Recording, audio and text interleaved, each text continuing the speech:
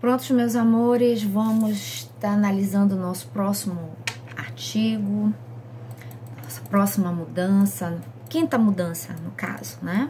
Artigo 91A, no caso. Mas vamos entender, vamos localizar. O artigo 91, ele está localizado. O que que fala sobre o artigo 91? O artigo 91 são os efeitos da condenação. Nós temos no artigo 91 os efeitos automáticos e no artigo 92 alguns efeitos da condenação, mas estes efeitos da condenação, no caso do artigo 92, eles precisam ser declarados na sentença. São aqueles efeitos extrapenais. Então, a partir são efeitos da condenação, né? Os efeitos extrapenais da condenação. O artigo 91 ele não alterou. E nós vamos estamos voltados aqui para a alteração da Lei 13.964. Então, o artigo 91, ele não alterou nos seus incisos, falando no inciso 1, torna certa a obrigação de indenizar o dano, ok, não mudou em nada. Inciso 2, a perda em favor da União, ressalvado o direito do lesado e terceiro de boa-fé dos instrumentos do crime, não mudou a linha B, produto do crime, a perda do produto do crime também não. Poderá ser decretada a perda dos bens e valores equivalentes ao produto do crime. Não, então o artigo 91, ele não foi alterado. Ok? Nós vamos ter agora mais efeitos extrapenais com essa nova legislação. Agora vai haver uma perda do patrimônio que não está relacionado ao crime investigado. Isso é muito importante para os operadores do direito, para que haja, senhores, desmotive a prática do crime. Porque muitas vezes a corrupção, a pessoa é pega por um crime de corrupção, mas em detrimento a esse crime que ela foi condenada, ela pode ter tido N crimes que ela não foi condenada e acabou acumulando um patrimônio muito grande e que fica a mensagem para ela e para os que estão em volta que vale a pena delinquir, porque o patrimônio cresce absurdamente e ela foi pega por um dos crimes. Então, é nesse sentido que essa nova legislação vem querendo desestimular a prática de crimes, não só para o próprio criminoso, quanto para o entorno, dizendo que não vale a pena a prática desse crime. É nesse sentido essa mudança. Então, trazendo mais efeitos extrapenais, ok? Essa nova pena desse patrimônio que nesse momento não está sendo investigado. Condenação, primeiro, há uma limitação aos crimes mais graves. A condenação à pena máxima contida na lei. E essa condenação, a gente vai analisar pena máxima contida na lei 6 anos, aí nós estamos falando da pena em abstrato. Então, são para os crimes realmente mais graves. O artigo 91, ele vem perdendo, faz com que o criminoso, ele perca fruto da prática criminosa. Mas o artigo 91A, olha que interessante, ele perde bens que são incompatíveis com a sua renda, que ele não tem como explicar como seu patrimônio cresceu daquela forma tão grande em um período tão curto de tempo. Artigo 91, vamos ver como ficou? Artigo 91A. Essa foi a alteração da Lei 13.964 de 2019, a qual nós estamos estudando. Na hipótese de condenação por infrações às quais a lei comine pena máxima superior a 6 anos de reclusão, então, crimes graves, né? Poderá ser decretada a perda, vai ficar uma análise do juiz, né? Ser decretada a perda como produto ou proveito do crime dos bens correspondentes à diferença entre o valor do patrimônio do condenado e aquele que seja incompatível com o seu rendimento lícito. Incompatível com o rendimento que ele pode provar que ele conquistou licitamente. Se ele não conseguir comprovar que aquela parte do seu patrimônio é lícito, ele pode vir a perder. Mesmo que aquela quantidade de dinheiro que faz parte do seu patrimônio não esteja envolvido no crime ao qual ele foi condenado. mas pelo fato dele não conseguir provar de onde veio licitamente aquele patrimônio, ele pode vir a perder. E isso é muito importante para desestimular, principalmente a questão da corrupção. Então, nós temos aí um patrimônio. Temos um patrimônio compatível com o rendimento lícito. E nós vamos diminuir esse patrimônio todo que ele tem, diminuir do patrimônio que ele teria licitamente, e vai sobrar um patrimônio que é incompatível. Esse patrimônio incompatível que ele tem pode ser retirado dele, como um efeito extrapenal de uma condenação nesse sentido. Por exemplo, um funcionário público, ele está há 5 anos no funcionalismo público, ele é condenado por uma corrupção de 50 mil reais. Ele foi condenado porque participou de uma corrupção e foi retirado esses 50 mil reais que foi comprovado que ele participou.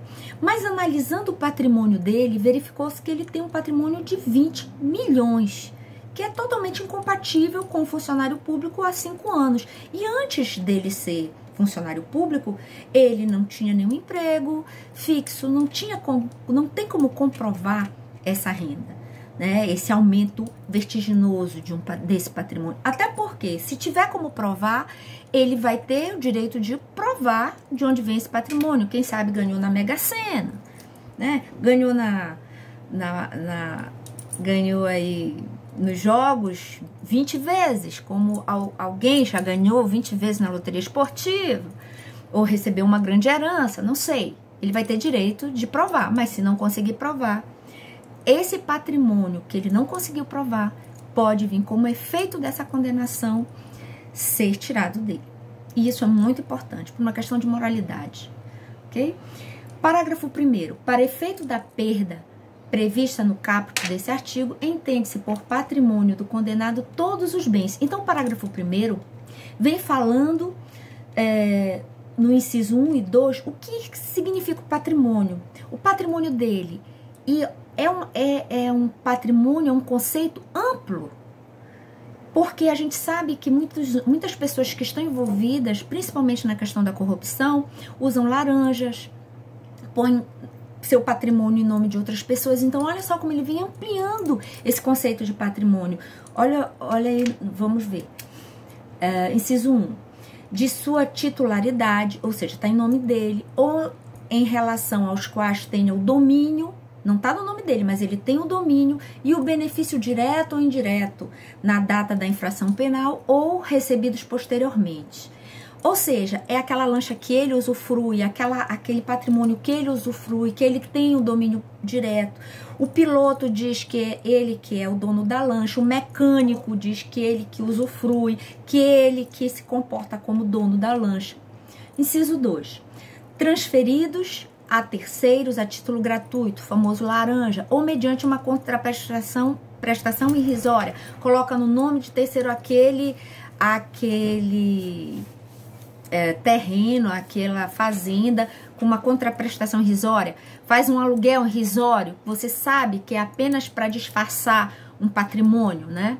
A partir do início da atividade criminal. Então, você vê que o conceito que ele vem trazendo de patrimônio é bastante amplo, justamente para que a pessoa condenada por uma situação dessa de corrupção não possa estar escondendo através de laranjas, de parentes e de todas essas artimanhas um patrimônio que, na verdade, ele amealhou através da corrupção. Mas vai ser dado a ele, sim, está aí no parágrafo 2º, o condenado poderá demonstrar a inexistência dessa incompatibilidade desse patrimônio, né? Ou a procedência lícita do patrimônio. Claro, vai ser dado a ele todo o direito de defender o patrimônio. Ele pode dizer que recebeu de uma herança, ele vai ter que provar, através de um casamento, dizendo que ele é sócio, que ele tem uma sociedade, que ele tem ele é empresário, né? Ele pode até ser sócio, até o próprio funcionário público pode ser sócio, ele não pode ser sócio administrador, mas pode ser sócio, então ele tem a maneira como comprovar. Se ele comprovar esse patrimônio, ele não vai perder nesse sentido. Parágrafo 3º diz que a perda prevista neste artigo deverá ser requerida expressamente pelo Ministério Público, por ocasião do oferecimento da denúncia por indicação da diferença apurada. É muito salutar que venha a ser expresso justamente pelo Ministério Público desde a denúncia, até para que dê tempo para que esse acusado tenha todo o tempo para poder fazer a sua defesa.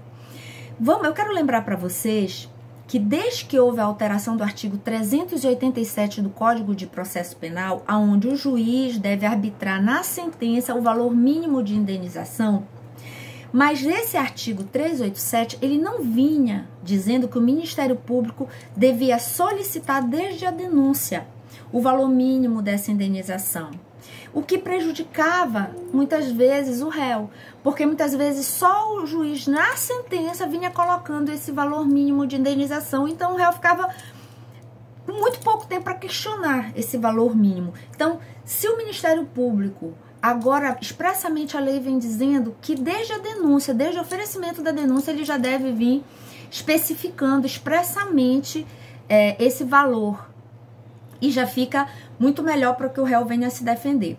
O STJ, ele já vinha colocando, já vinha na sua jurisprudência solicitando, especificando que o juiz só poderia fixar na sentença esse valor mínimo se o Ministério Público solicitasse na denúncia o valor mínimo dessa indenização, justamente para não prejudicar a questão do contraditório. Para que não fosse justamente contestado essa situação do contraditório. É muito importante isso. Então, essa lei veio de uma forma muito boa, o nosso legislador contemplando essa situação expressamente na lei, que desde a denúncia o Ministério Público já deve vir colocando essa situação para que fique tudo muito claro e que haja celeridade. Olha o parágrafo 4º. Na sentença condenatória, o juiz deve declarar o valor da diferença apurada, ou seja, o valor da diferença entre o patrimônio lícito, que ele comprovou que ele tem direito, que ele conseguiu de forma lícita, do que ele não tem como provar a conquista do patrimônio de forma lícita, né? Então, na sentença, o juiz deve declarar essa diferença apurada e especificar os bens cuja perda for decretada. Então, na sentença de condenação, o juiz já deve dizer quais os bens vai ser perdido pelo réu por causa que ele não conseguiu justificar o ganho lícito. Para quê? Para que seja uma sentença líquida, para que dê celeridade, né? Nada de pedidos genéricos e de sentença genérica. Os bens perdidos já devem estar na própria sentença, de forma que a sentença seja uma sentença já líquida. O parágrafo 5º, também bastante importante, vem falando dos instrumentos utilizados na prática de crimes por organizações criminosas e milícias, devem ser declarados perdidos em favor da União, do Estado, dependendo qual é a justiça que está tramitando essa ação penal, né? Ainda que não ponham em perigo a segurança das pessoas, a moral e a ordem pública, nem ofereçam sério risco a ser utilizados para o cometimento de novos crimes. Ele já vem especificando diretamente aqui no artigo 5º, é o único parágrafo 5º é o único parágrafo onde vem especificando, falando diretamente de organizações criminosas. Lembra que lá no caput ele menciona apenas a questão dos crimes mais graves, porque ele faz menção à questão da pena em abstrato. Mas no parágrafo 5º ele menciona diretamente a perda dos instrumentos usados para a prática de crime em relação às milícias. E aí a gente tem que levar em conta e ter em mente a Lei 12.850, que é aquela que vem falando justamente sobre as organizações criminosas e as milícias. O que eu quero destacar para vocês? O artigo 1º dessa lei, que define justamente o que é organização criminosa e milícias, né? Destacar essa lei é muito importante, vocês vão ter aulas sobre essa lei, se a gente puder A gente vai falar um pouquinho dela também, mas é uma lei muito importante. Ela vem falando sobre as milícias, ela vem falando sobre a investigação criminal, meios de obtenção de prova, sobre as infrações penais correlatas e o procedimento criminal a ser aplicado quando é enquadrado em organização criminosa e milícia. Quero destacar para vocês o conceito de organização criminosa e aí destacar aqui os pontos principais. Associação de 4 ou mais pessoas, estruturalmente ordenada, né? Caracterizada pela divisão de tarefa, ainda que informalmente, com o objetivo de obter, direta ou indiretamente, vantagem de qualquer natureza, mediante a prática de infrações penais, cujas penas máximas sejam superiores a 4 anos. Aí eu destaco aqui as penas máximas superiores a 4 anos, porque quando caracterizar aqui no caso das organizações criminosas, já está enquadrado as penas superiores a 4 anos. Lembra que as outros crimes aqui, as penas são em abstrato são superiores a 6, mas se for enquadrada aqui em associação criminosa, basta que sejam superiores a 4 anos. As penas máximas já enquadra aqui em associação criminosa se fizer parte aqui os outros pré-requisitos. Penso que por isso foi esse parágrafo 5º foi colocado aqui, mencionando especificamente as organizações criminosas e milícias. Então, muito interessante essa mudança.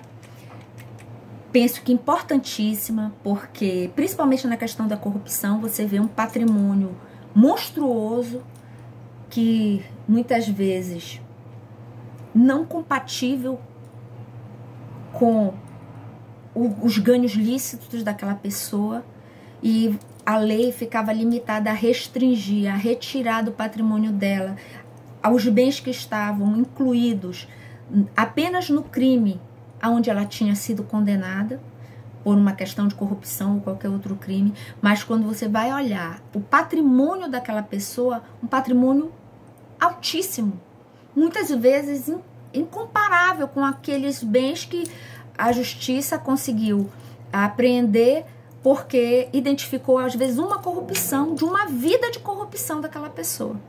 Imagina se você pega um político corrupto num crime e você vai adentrar no patrimônio dele, e principalmente num patrimônio com um conceito abrangente como esse.